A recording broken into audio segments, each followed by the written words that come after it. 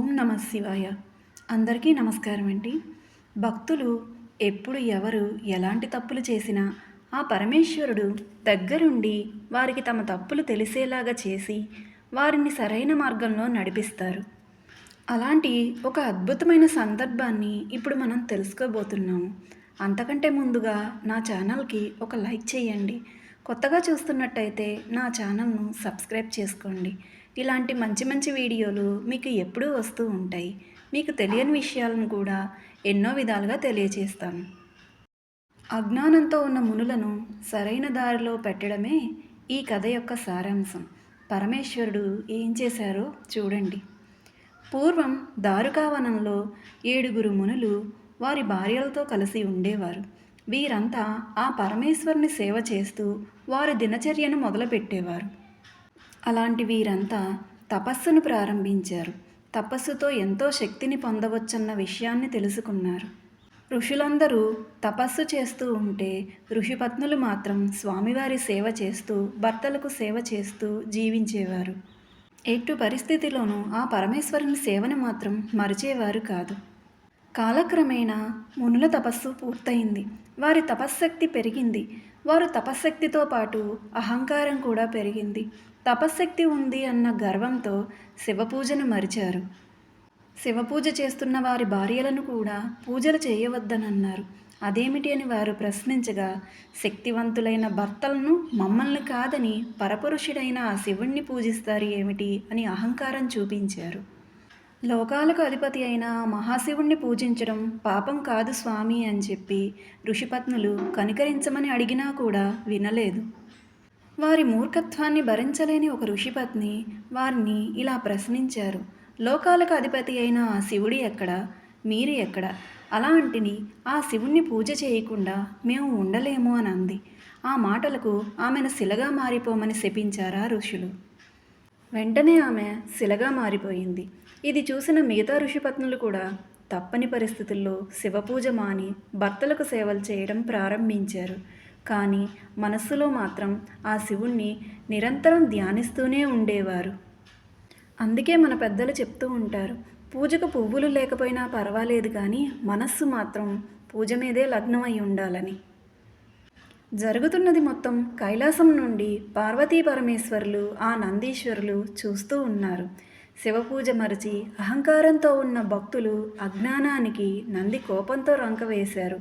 కానీ శివుడు నందిని ఆపి అజ్ఞానంలో ఉన్నవారిని శిక్షించకూడదు, వారి అజ్ఞానాన్ని దూరం చెయ్యాలి అని చెప్పి పార్వతీ సమేతుడై దారుకావనానికి వచ్చారు భూలోకానికి స్వామివారు. స్వామివారు భూలోకంలో అడుగు పెట్టడమే దిగంబర రూపాన్ని ధరించి చేతిలో అక్షయ పాత్రతో వచ్చారు. పార్వతీ అమ్మవారు మోహిని రూపం ధరించి చెట్టుచాటు నుండి జరిగేదానిని చూస్తూ సంతోషిస్తున్నారు. ఇంతలో అటుగా మునిభార్యలందరూ నీటి కోసం కొలను దగ్గరికి వచ్చారు. నీటిని సేకరించి తిరిగి వెళుతూ ఉండగా దిగంబర రూపంలో ఉన్న ఆ పరమేశ్వరుడు భవతి భిక్షాం దేహి అని అన్నారు. అటుగా చూసిన వారు స్వామివారి మీద ఉన్న భక్తితో స్వామివారి నిజరూపాన్ని చూడగలిగారు. అది చూసిన వారు ఆనందంతో స్వామివారి పాదాల మీద పడి నమస్కారం చేసి స్వామి సేవలో మునిగి వారి భర్తలను కూడా మర్చిపోయారు. అంతటి మహాశివుడే ఎదురుగా ఉంటే భర్త ఏం కర్మ, ప్రపంచాన్నే మర్చిపోగలరు. దారుకవనం లోపల మునులు ప్రతిరోజు పాదసేవ చేసేవారి భార్యలు ఎటు వెళ్ళారో తెలియలేదు వారికి. ఎంతసేపటికి రాకపోయేసరికి వారి దివ్య దృష్టితో చూశారు. అక్కడ దిగంబర రూపంలో ఉన్న శివుణ్ణి తెలుసుకోలేకపోయారు. కళ్ళకు అహంకార దృష్టి ఉండడం మూలాన ఆ పరమేశ్వరుని చూడలేకపోయారు. ఒక పురుషుడు దిగంబరుడు చుట్టూ తిరుగుతూ స్తుతిస్తూ భర్తలను కూడా మర్చిపోయారని కోపంతో అక్కడికి చేరుకున్నారు. వచ్చిన వారిని కూడా పట్టించుకోలేనంత భక్తితో మునిగిపోయారు ఋషిపత్నులు. ఋషులకు ఇంకా కోపం పెరిగిపోయింది. ఇంతటి తపశ్శక్తి కలిగిన మమ్మల్ని కనీసం గుర్తించలేకపోయారా? అజ్ఞానంతో ఒక దిగంబరుణ్ణి, ఒక పరపురుషుణ్ణి స్తుతిస్తూ అతని చుట్టూ తిరుగుతున్నారా అని పట్టరానంత కోపం వచ్చింది. ఆ కోపంలో అంతటి పరమేశ్వరుణ్ణే అనరాని మాటలు అన్నారు. అంతటి శివుణ్ణి ఎవడివిరా నువ్వు బట్టలు లేకుండా భిక్షాటన చేస్తూ మా దారుకావనంలోకి మా అనుమతి లేకుండా ప్రవేశించావు అని అరుస్తారు. ఈ మాటలకు స్వామివారు నవ్వుతూ ఈ వనం మీది కాదు, ప్రకృతి ప్రసాదం అని అంటారు. ఆ దిగంబర రూపంలో స్త్రీల ముందు ఏమిటి నీ విన్యాసాలు అని అరుస్తారు. నేను కేవలం భిక్షాటనకు మాత్రమే వచ్చాను, మీరు నన్ను దేవుడని అంటున్నారు, అందులో నా తప్పేముంది అని అంటారు స్వామి నవ్వుతూ. అహంకారం తారాస్థాయికి చేరిన ఋషులకు ఇంకా కోపం ఎక్కువైంది. మాకే సమాధానం ఇస్తావా అని వారి తపశ్శక్తితో ఒక పులిని సృష్టించి స్వామివారి మీదకి వదులుతారు. అంతటి పరమేశ్వరుని ముందు ఆ పులి అంతా స్వామివారు దానిని అవలీలగా ఓడించి దాని చర్మాన్ని వస్త్రాలుగా ధరిస్తారు. మరలా ఇంకొక విషసర్పాన్ని తయారు చేసి స్వామివారి మీదకి విసిరారు. స్వామివారు దానిని కంఠాభరణంగా వేసుకున్నారు. అప్పటికి ఆశ్చర్యపోవటం ఋషులవంత అయ్యింది. మరలా వారి శక్తితో ఒక అగ్నిగోళాన్ని తయారు చేసి అది స్వామివారి మీదకి విసిరారు. దానిని స్వామివారు ఒక బంతిలాగా చేసి ఆడుతూ ఉన్నారు. ఇది చూసిన మునులకు వచ్చినవారు సామాన్యులు కాదు అని అర్థమయ్యి స్వామివారి పాదాల మీద పడి సాష్టాంగపడ్డారు.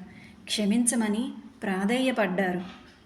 వీరి అస్త్రాలకే వారి సగం తపశ్శక్తి మొత్తం నాశనమైపోయింది. స్వామివారు నిజరూపంలో దర్శనమిచ్చారు. తపస్సు అంటే శక్తిని వృధా చేయటం కాదు, లోక రక్షణార్థం సకల లోకాలను కాపాడడం, సకల లోకాలను రక్షించడం. మీరు సంపాదించిన తపశ్శక్తి మీకు అజ్ఞానాన్ని మిగిల్చింది అని చెప్పారు. ఈ మాటలను విన్న మునులు మిగిలిన వారి తపశ్శక్తినంతా స్వామివారి పాదాలకు ధారపోశారు. వారి అజ్ఞానాన్ని క్షమించమని వేడుకున్నారు.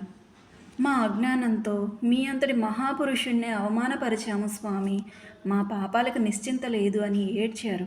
స్వామివారు చిరునవ్వు నవ్వి వారిని ఆశీర్వదించి వారి భార్యలను వారికి అప్పగించారు. శిలగా మారిన మునిభార్యను కూడా శాపం తొలగించి ఆమెను కూడా మామూలుగా మార్చి వారందరినీ దీవించి పార్వతీ సమేతంగా కైలాసానికి తిరిగి వెళ్ళారు స్వామివారు. అజ్ఞానాన్ని పోగొట్టుకున్న ఆ ఋషులంతా వారి భార్యలను క్షమించమని అడిగారు. తరువాత మరలా అందరూ కలిసి తపస్సును కొనసాగించారు. కానీ ఈసారి వారి కోసం కాదు, పరోపకారం కోసం, లోకోపకారం కోసం తపస్సును ప్రారంభించారు. స్వామి అందు భయభక్తులతో, శ్రద్ధతో, భక్తితో హాయిగా తపస్సును ప్రారంభించారు, సాధించారు. అర్థమైందా అండి అందరికీ? అజ్ఞానంతో ఉండే భక్తి కానీ, తపస్సు కానీ ఏదైనా సరే ఫలించదు. పూజైనా, దానమైన, ధర్మమైన అజ్ఞానంతో, మూర్ఖత్వంతో చేస్తే ఏదీ పనికిరాదు. స్వామివారికి భక్తితో, శ్రద్ధతో మాత్రమే చేయాలి. తప్పు చేస్తే స్వామివారు శిక్షించరు. మన అజ్ఞానాన్ని పోగొట్టడానికి పలు దారుల్లో మనకి బుద్ధి చెప్తూ ఉంటారు. ఇది ఈరోజు కథ. నచ్చిందా అందరికీ?